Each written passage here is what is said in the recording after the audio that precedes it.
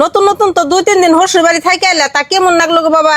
বহুত আদর করছে মা আমারে, আমার হরি আমার এত আদর করছে, অত আদর আমি তোমার কাছে কোনদিন পাই নাই। আঙ্গ বাইতে যত বড় মুরগি আনি তুমি তো আমার 2 টুকরার বেশি খাবার দাও না, আর আমার হরি আমারে খাবার দেয় আস্ত একটা রান, আবার খাবার দিয়া বাতাসও পারে। ও তাহলে 2 দিন ধরে বিয়ে করে হারাল্লা না, আজকে তোমার মার থেকে তোমার হরি ভালো হয়ে গেল গা।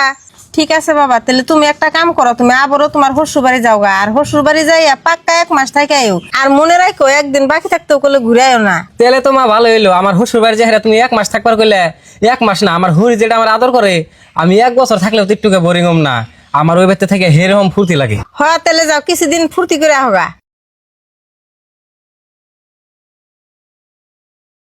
মা মা কি কর গেদি? আর গেদি তোরা না সকালে গেলি ওখানে আবার ঘুরে আইছিস কে? ওই তো মা তোমার জামার বলে বাইতে যায় ভাল লাগে না, সেই জন্য আবার ঘুরে আইলাম। আম্মা এই রোদের মধ্যে এত রাস্তা কষ্ট করে আইলে মাঙ্গো কি ঘরে যাবার কবেন না? হ বাজার যাও যাও, ওই ঘর ফ্যানের তলে যাবো হগা যে যাও। ন তাহলে আমরা ফেনার তলে যাবো হিগে। 3 দিন ধরে জামাই রাত বেড়ে খাওয়াইলাম, তাও জামাই ঘুরে আইছি। কেমন ব্যাখ্যা জামাই, সকাল আগে সে ওখানে আবার ঘুরে আছে, এত খরচ তো আমি করা হাম না। তুমি সব থাকো বাইতে, যদি ভালো মন্দ না ন তাই একলাই যাইবো গা। ও তুমি ঠিকই কইছো, জামাই জুরা কবি সে আদর করলে বাড়ি ছাড়বো না, এবার একটু জাতি করে দেই।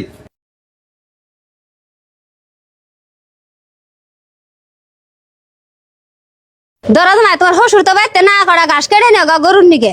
আম্মা এটা নে কেমন কথা কইলেন, আমি আনে গো মেয়ের জামাই, আমার দিয়া যদি গরুর ঘাস কাটাইন মাইছে খারাপ কব না?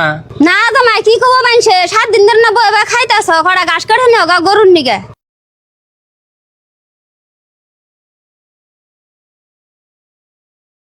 ভাই এনে আনছে কি কোন ভাবি?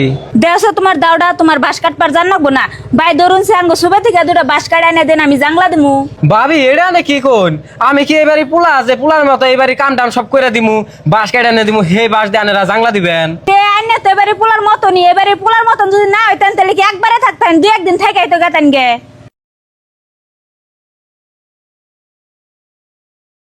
মা মা কি কর গেদা, আর তুই 1 সপ্তাহ না হইতা এ বছর তোর না আমি 1 মাস থাকবার কইছি। মা তুমি আমারে মাফ করে দিও, আমি আজকে বুঝলাম যে পৃথিবীতে মায়ের থেকে আপন কেউ হয় না। আমি তো 2 দিন শ্বশুর বাড়ি থাইকে আমার হরির ভালোবাসা পাইয়া আমি এটাই ভাবছিলাম যে এটাই বোন আমার আপন মা, আমার আপন মায়ের থেকে এত বেশি আদর করতেছে, কিন্তু হেসুমকে তো আমি এটা ভাবি নাই যে শ্বশুর বাড়ির আদর সারা জীবন কার নিকে না 2 দিন কার নিকে। মা গো তোমার সেদিনকে আমি কত কিছু কয়ে গেলাম না বুঝা, সেখানে কিছু মনে রাখো না, আমারে মাফ করে দিও। হে পাগল পোলা, মায়ে কোনোদিন পোলাহানের কোনো কথা মনে রাখে?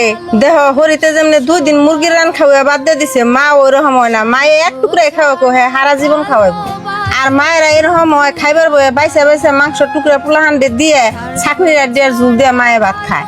আর আরেকটা কথা শুনে রাখ, দুনিয়ার সবাই তোরে ভালোবাসবো পকেটের টেহা দেখে আর যোগ্যতা দেখে, কিন্তু দুনিয়ায় মাই একজন মানুষ যে পোলাহান পাগল থাকে আর অযোগ্য থাকে নিঃস্বার্থ ভাবে ভালোবাসে। মা এটাই তো আমি আগে বুঝি নাই। আমার প্রিয় ভাইয়েরা, কয়েকদিনের অতিথি পাইয়া নিজের মায়েরে ভুলে যায় না। এই মা যখন দুনিয়ায় থাকবো না তখন 20 টাকা দিয়াও এই মায়ের নিঃস্বার্থ ভালোবাসা পাইবেন না। নাও মা ঘরে নাও, আজকের পরে থেকে কোনোদিন তোমার একটা বেহা কথাও কম না।